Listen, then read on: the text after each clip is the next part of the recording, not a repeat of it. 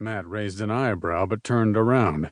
Glancing back, he said, "I never knew a man to be so lucky as you, Dr. Montblanc." I glanced back at the girls as well and spotted Isabella removing her bikini top and showing her breasts for everyone on the boat to see. Beside her, her twin sister Sophia nudged her disapprovingly. Isabella, however, caught my eye and winked. The twins were from Italy, and both had dark brown curly hair and olive skin that seemed to have a perpetual tan. I pulled my eyes away from Isabella as she put on her wetsuit and looked back at Matt, who smirked. "Are they all in college?" Matt asked. He frequently piloted this boat for me when I was in the Bahamas, but I hadn't seen him since last summer. He was a skilled pilot, but I still didn't like him staring at my students. "Most of them are, with 3 exceptions. For most of them, this is the last summer before they graduate."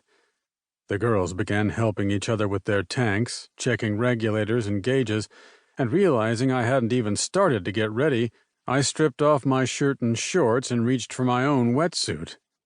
"Madison," I called to my summer intern. "Yeah, Doc?" she asked. Her eyes skimmed down my chest, catching a glimpse of my six-pack before meeting my eyes. Madison had long, wavy blonde hair and a fit body with long legs. With her blue eyes and easy smile, she could have been a model. She hadn't been able to afford this trip until I'd agreed to take her on as a summer intern. Although she was easygoing and laid back in the classroom, on the boat she never sat around when there was work to be done. She had already suited up and attached her gear. "Where's my guideline?" I asked. Madison opened a trunk with gear and dug around for a moment, pulling out a device that looked somewhat like a large tape measure. Really, it contained thin rope that Charlie and I would set in the cave. "Hold on to it," I told Madison. "You're in charge of it today until we get down to the cave entrance."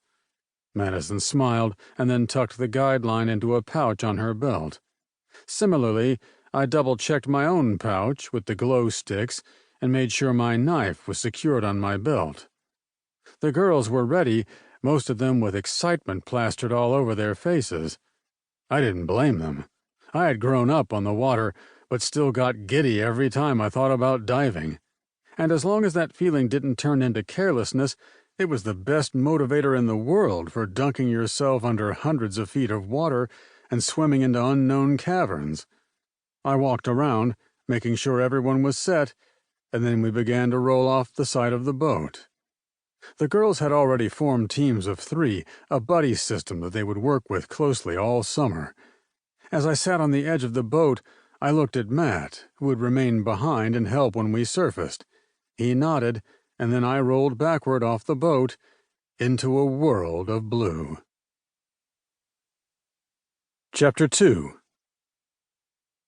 The blue holes of the Bahamas were famous for their rock formations and caves. This blue hole, though, was special because I didn't think anyone had dived it before. It had once been on dry land, perhaps during the last ice age, but as the seas warmed and ice melted, it became covered with seawater.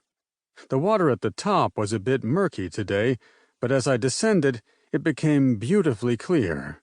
All around me, I saw the girls in groups of 3 spreading out, pointing at fish. Far below, the seabed was cloudy with the sediment being stirred up from the tide. As long as the tide was with us, we wouldn't run the risk of being pulled far deeper into the cave than we wanted to go. Charlie swam past me and grinned around her regulator. I gave her a thumbs up and then waited for Madison before we began descending toward the mouth of the cave. I had entered the cave a few days ago to do a preliminary check, and as soon as I had looked inside, I hoped this is what I was looking for: a previously unmapped cave system that had once been on dry land. I was looking for evidence of ancient humans, people who had lived before or during the last ice age. Other researchers had found fossils in the Bahamas of crocodiles, extinct turtles, and other wildlife, and while a find like that would indeed be important, I was interested in knowing just how far humans would have gone in these caves before they filled with water. I hoped to find fossils or tools